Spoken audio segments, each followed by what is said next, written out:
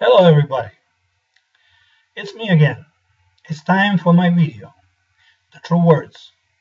Today is the 6th episode of The True Words and the second episode of my autobiography.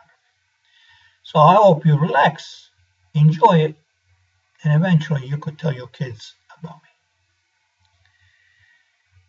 Now I think the last time I stopped that I was getting a beating of my brother Benny. Yes, my brother Benny, we call him the doctor, the medicine man for me. The medicine man that used to prescribe my medication every day.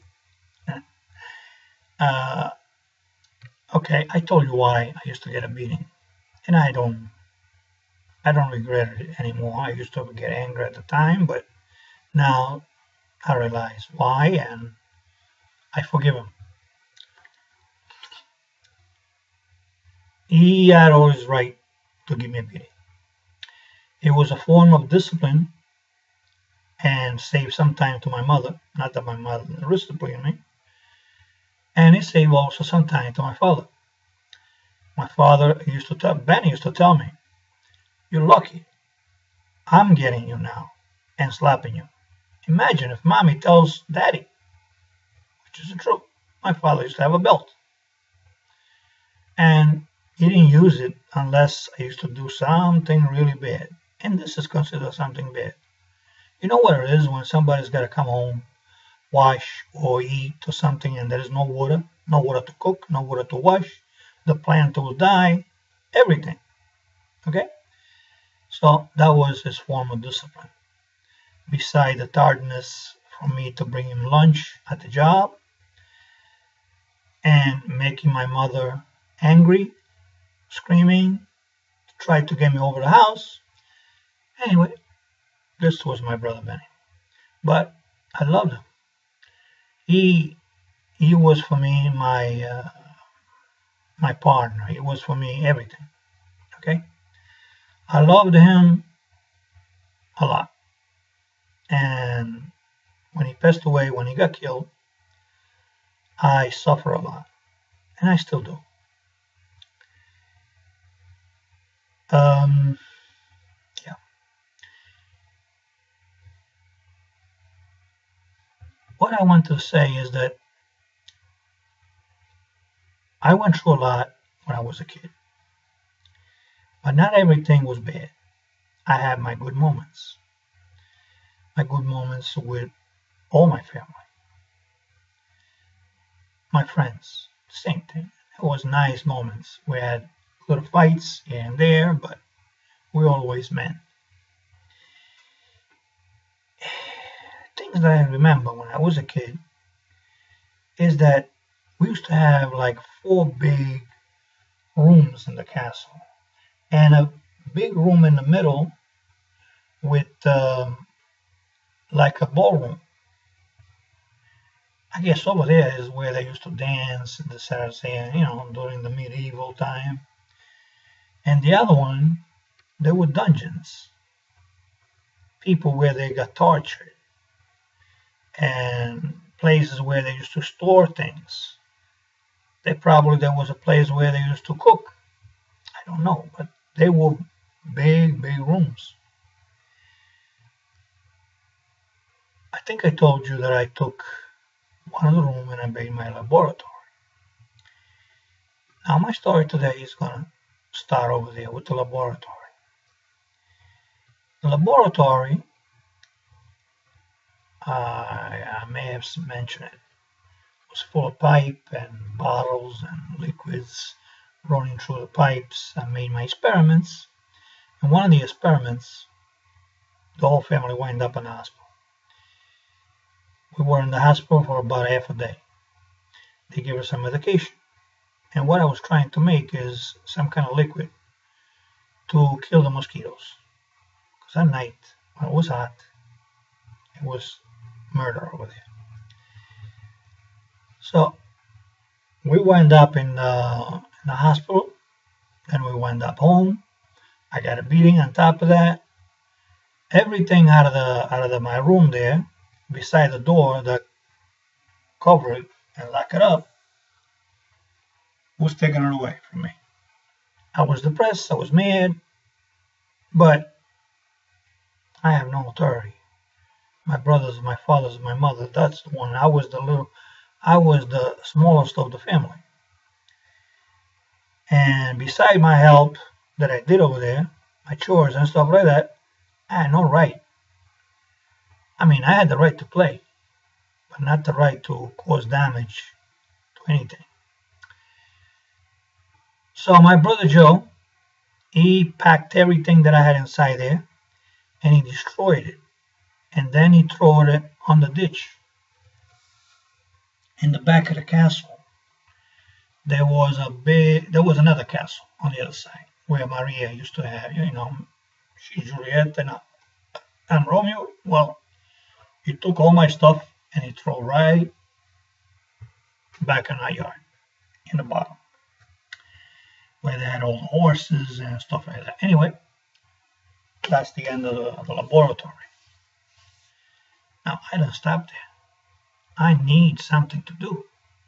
So, between my father, which made me understand the damage that I did and what I did wasn't right, he gave me some ideas. And so did my other brothers. Not every time was bad, He said, why don't you do something creative? Why don't you help Daddy with his plants, his tomatoes, his grapes, and blah, blah, blah. Says, he needs water. Why don't you try to find a way to bring water over here? You're going over there 3 times. Maybe you got to go there more times. Why don't you get a big barrel and fill it up with water? Go over there 10 times, right? But the next day you don't have to go that many times. Blah, blah, blah.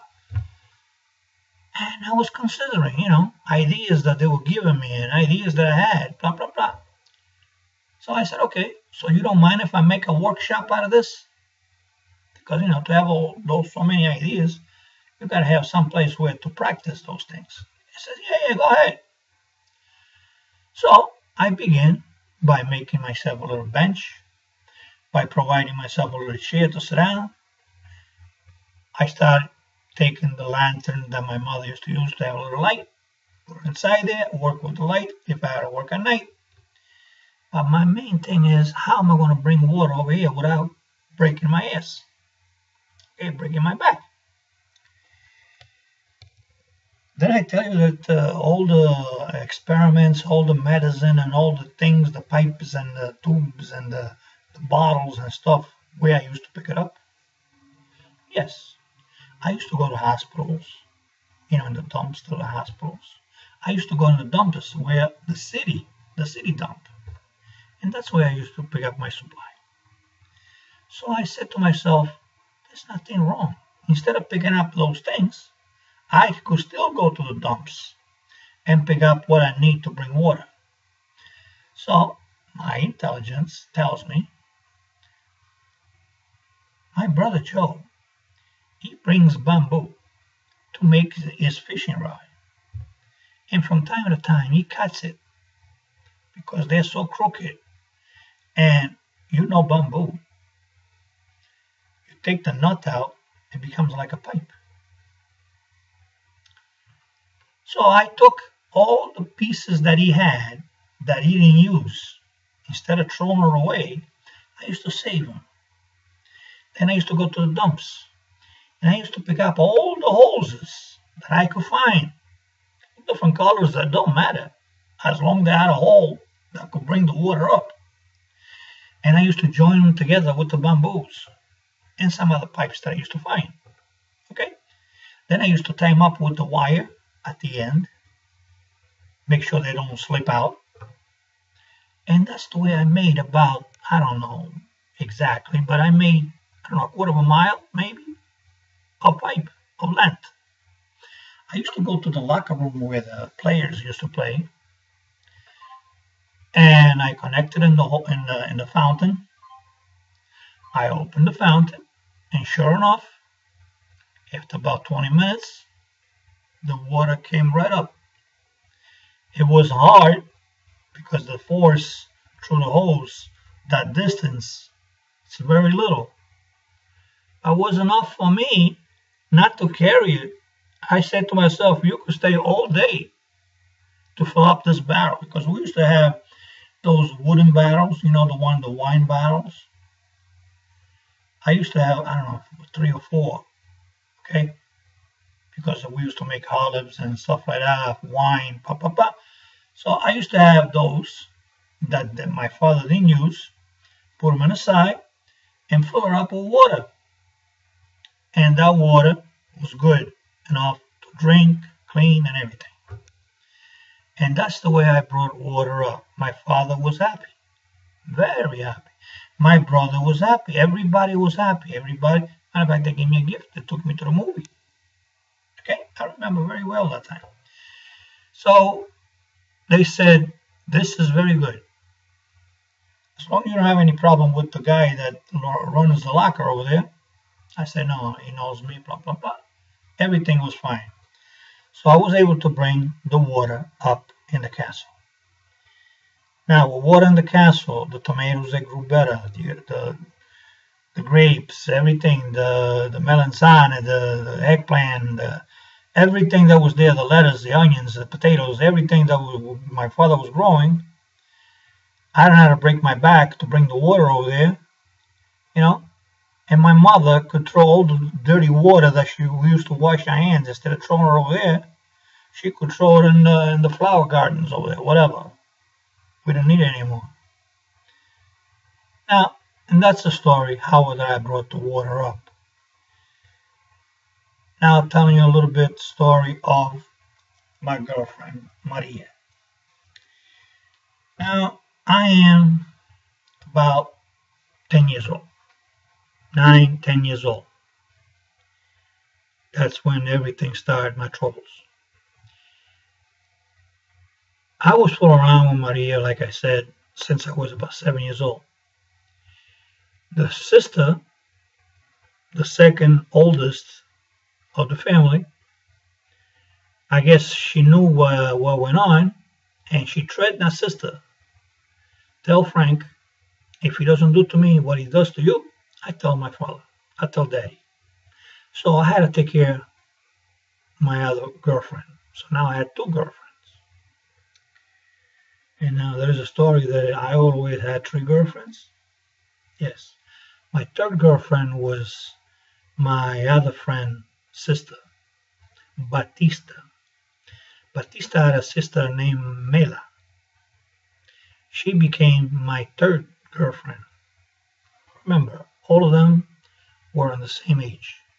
We were talking about all the same age. Mela was his mother, Batista. His mother was a whore, but was a retired whore. She was like the mother, whatever they call it, the madam of the family over there.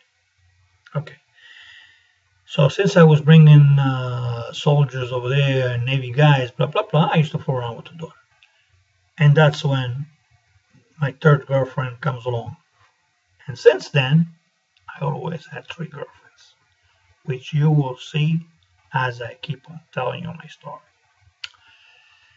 Now, this Maria, on the other side, as we were fooling around one time in our castle, there is the castle, they're made of rocks, and the windows, believe me, they are more than 3 feet apart, and they have gray steel bars separating the windows, this way you don't get out, because those are like dungeons. Okay, so I was fooling around inside the window. Okay, inside the window, I was facing the castle, and she was, I was facing the water, and she was facing the castle. Okay, she was looking at the bars, I was looking the other way, and we were fooling around, and all of a sudden, she's pushing me.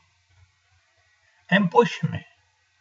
No matter what I said, she was still pushing me away. And I was saying, come on, I feel good, you feel good, or whatever. when I turn around, I wonder why she's pushing me. Turn around. Our father was trying to grab me with his hand, my feet, try to grab me. Now you may say, why did he come out the door? Which there is a door where the horses used to come in and stuff like that. Because the door, like as you know, from the castle, there's those big, huge doors. And when they open, they squeak. They go, so I would have heard the noise, and he knew that. So he thought he could have caught my feet, which was not a bad idea, but he failed. And when he actually opened the door, I just scrambled. And I beat him to the thing, and he didn't catch me. But as I was running, he told me, he says, hey, I'm going to catch you, and you're going to get the beating of your life. I'm going to catch you, with words, He took his daughter, I understand, and he shaved her head, he gave her a beating, and he sent her to his mother upstate, Tagampanya, in the mountains. Okay. I didn't see her for a while, about a year and a half. By that time, of course, I found another girl, was from around, she was from the land, blah, blah, blah. It was just an acquaintance, And sort of like was going out of my head, this thing. What about the other sister? That's all I had to do. Try to go and fool around with the other sister. The other sister was because I don't want to have to tell anybody. But I left her alone, But about 3 months later, sure enough, I was coming out of a circus. Bell and Belly, whatever they call the circus.